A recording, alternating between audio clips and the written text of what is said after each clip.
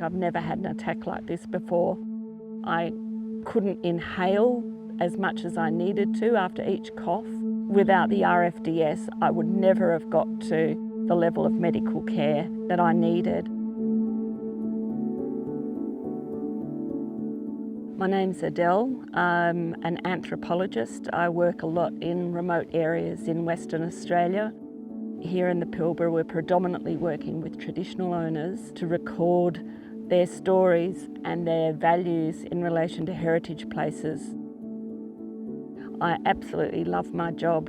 I'm reminded every time I get out of the city and get up here how lucky I am to have this experience and still be able to go home to my family and tell them about it afterwards. So.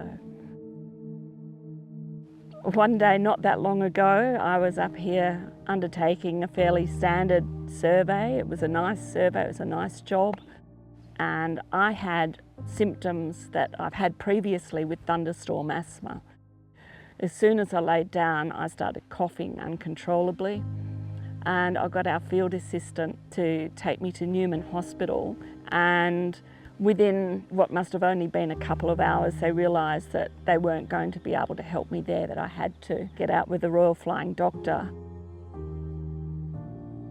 Well, on board the Royal Flying Doctor plane, I was told it was going to be a 2.5-hour flight, and I wasn't sure whether I'd be able to keep breathing for another 2.5 hours.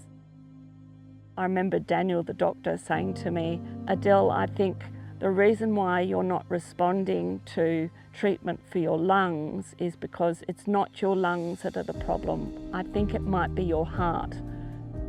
What was happening basically was my heart was pumping blood into my lungs and it felt just like asthma.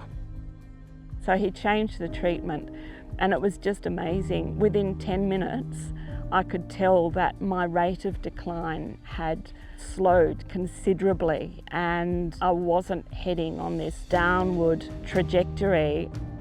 And perhaps the enormity of diagnosis didn't really hit me until when I was recovering from open heart surgery in Fiona Stanley Hospital.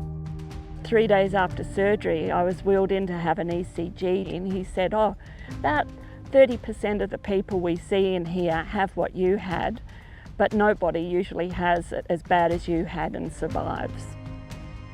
I have a glorious 9-inch knife wound on my chest now that reminds me every morning when I wake up that it doesn't matter what the world throws at me, I'm lucky to be alive and to be grateful every day. And I've absolutely no doubt that the Royal Flying Doctor diagnosing that it was my heart and not my lungs that were at issue, absolutely critical to saving my life.